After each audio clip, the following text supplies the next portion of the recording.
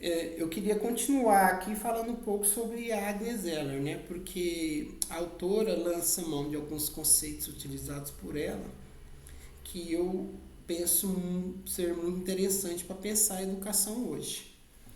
Como quando ela fala a questão do preconceito, igual eu já disse, que ela diz que essa ultra generalização do cotidiano, ou seja, quando a gente está mergulhado no cotidiano e começa a não ter nem tempo mais para refletir criticamente, a gente começa a tomar por verdades determinadas afirmações.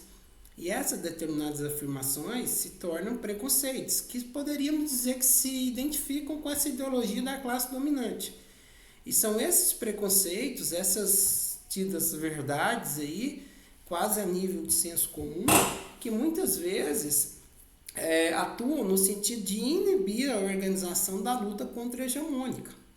E a gente vê isso muito na educação, como esses preconceitos, né, essas ideias, né, elas travam nossa luta.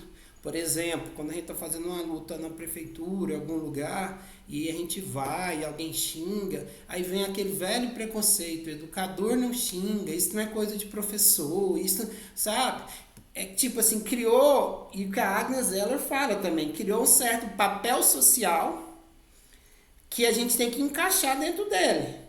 E ela diz que muita gente recusa-se a entrar nesse papel social. Cria justamente o quê? Uma relação de conflito. E ela diz claramente, é claro que não é todos os conflitos que são recusas de entrar nesse papel social. Mas o papel da recusa é fundamental de negação.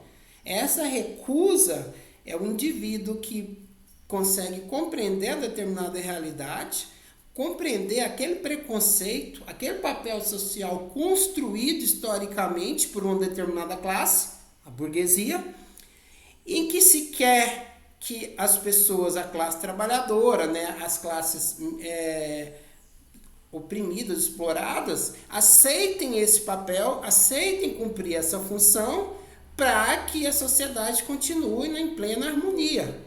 Uma coisa assim meio até positivista, vamos dizer assim. Mas, né, o domínio capitalista, ele não é absoluto, ele é hegemônico, mas não é absoluto, ele é totalmente contraditório. E nesse sentido a gente tem os conflitos, as recusas de vestir um determinado papel. E isso é muito importante, porque quando a pessoa recusa a assumir esse papel social na visão dela, né, a pessoa está passando de uma parte que ela fala de particularidade para individualidade, que eu penso que seria mais ou menos aquilo que o Marx fala de classe em si, de classe para si, onde você começa a pensar mais não só de forma egoísta, não só de forma determinada por essa construção feita através dos papéis sociais e dos preconceitos. Mas você tem, e ela diz nesses termos, você tem consciência da alienação e passa a agir no sentido de combater essa alienação. Essa é a situação na individualidade. Na particularidade, de acordo com ela, os homens e as mulheres fazem história, mas sem ter consciência daquilo que estão fazendo. É uma outra sentença também que Marx coloca, né? Então, isso é muito importante, porque para romper essa barreira para particularidade, para passar para individualidade, são várias instâncias que são necessárias. Não só a formação, como a própria atividade prática, né? Política que seja.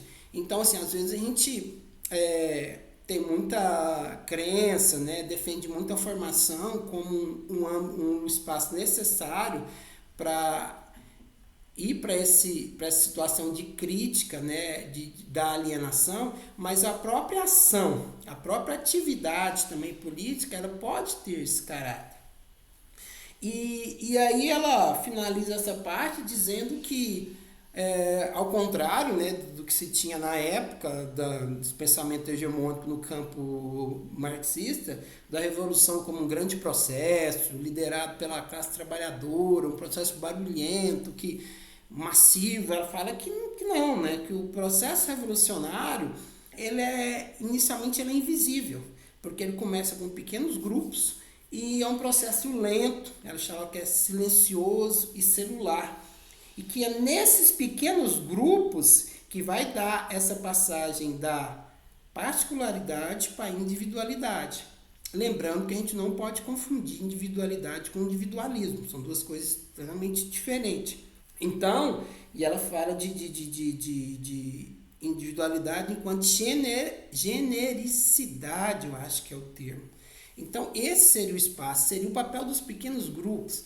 Então, assim, a gente não pode, de forma alguma, na visão dela, negligenciar o papel desses pequenos grupos que existem e estão aí, fazendo essa, vamos dizer assim, essa revolução silenciosa. O que a gente chama de trabalho formiguinha, assim, né, às vezes. Eu penso que várias coisas que a Heller coloca aqui são bastante interessantes para se pensar a educação hoje.